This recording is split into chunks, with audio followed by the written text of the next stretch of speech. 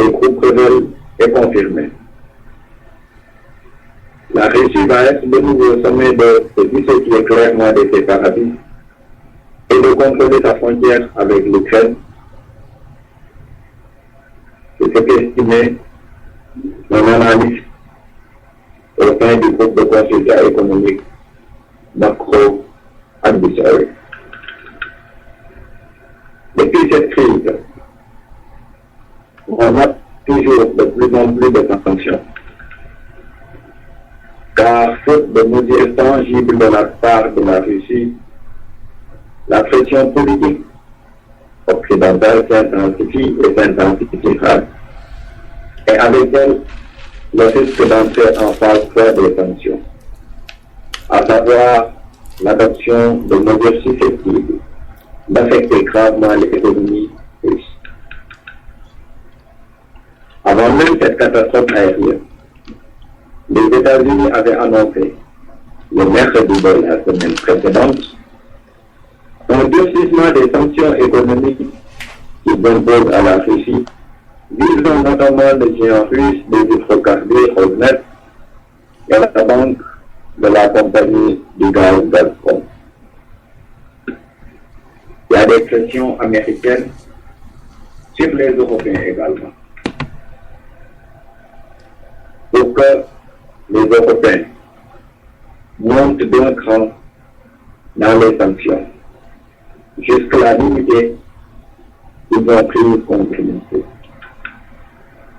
Les mesures dites de nouveau fort vont toujours agiter les Européens, mais qui sont pour certains pays très réticents à prendre, touchent au cœur de leurs relations économiques avec la Russie. Et les activités financières des oligarques russes à la City de Londres, le contrat de navire de guerre Mistral entre la France et Moscou, et les entreprises allemandes très implantées en Russie. Les yeux du monde sont braqués sur l'Ukraine. Au-delà du débat sur les sanctions, les pressions vont aussi s'exercer sur Kiev et en particulier sur le président ukrainien Petro Poroshenko, qui a relancé l'offensive militaire de reconquérir les régions de l'Est au nom des séparatistes. La tragédie de l'avion braque les projecteurs internationaux sur l'attitude de chacun dans ce conflit. Le président russe, Vladimir Poutine, a rejeté la responsabilité du drame sur l'Ukraine, considérant qu'il n'aurait pas eu lieu si les opérations militaires n'avaient pas repris à l'initiative de Kiev. Il faudra également noter d'impossibles négociations avec les séparatistes. Un scénario moins pessimiste suggère que la destruction du Boeing va pousser les belligérants à trouver une solution négociée. Le seul rayon d'espoir de ce terrible crash est qu'il puisse servir de catalyseur en vue de sérieuses négociations. Mais la plupart des analystes soulignent l'impossibilité de prévoir les réactions de Vladimir Poutine et ses plans à long terme pour l'Ukraine. L'Ukraine a affirmé le mercredi que deux de ses avions de chasse ont été abattus en zone rebelle et ont été touchés par des missiles lancés depuis le territoire russe. Selon les premières informations, les missiles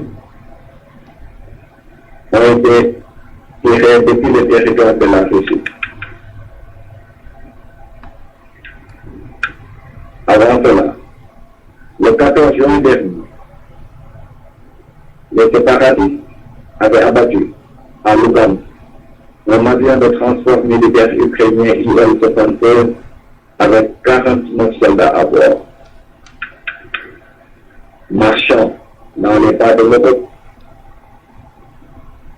l'Ukraine avait créé un comité interministériel chargé de préparer des sanctions contre la Russie et contre les citoyens russes qui soutiennent les terroristes et les séparatistes en Ukraine. Alors que les caméras du monde entier sont braquées sur les individus MH17, le pouvoir ukrainien lui vacille. La coalition gouvernementale au Parlement a été dissoute le jeudi 24 juillet. Hier donc, provoquant immédiatement la démission du Premier ministre Arseniy Yatsenyuk, cet annonce illustre la situation au sein de l'équipe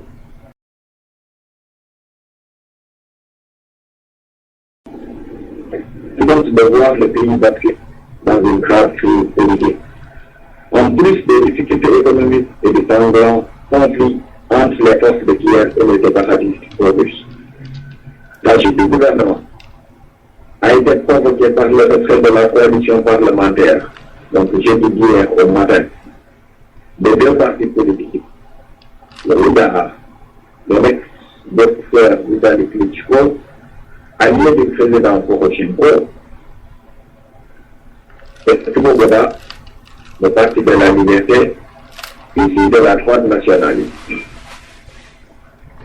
Le président du Parlement a demandé à ces deux partis de présenter d'urgence un candidat technique au poste de Premier ministre pour diriger temporairement le gouvernement et le pays. Chers amis auditeurs de la radio Cocorico internationale, comme vous le voyez, l'Ukraine est un pays en crise. Et les événements d'hier, jeudi 24 juillet passant, ne sont pas de nature à arranger les choses. Cependant, il y a toujours l'espoir que les hommes politiques, que la classe dirigeante ukrainienne se ressaisira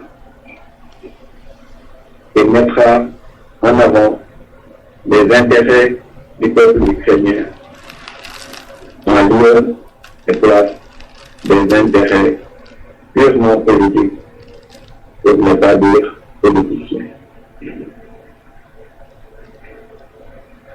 En me réjouissant d'avance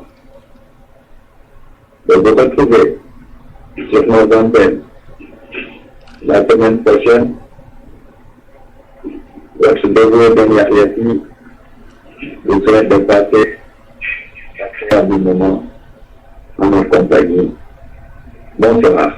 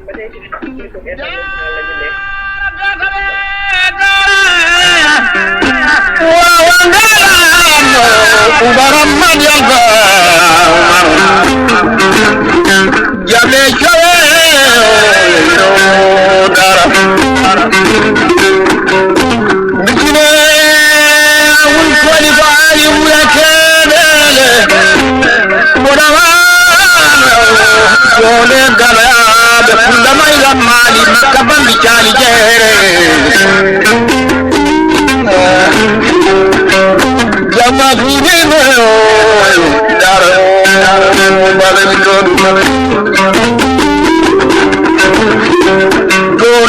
yaade fulɓe mayram maali makka bambi jaali jeero tan fay junnade wonire wo ma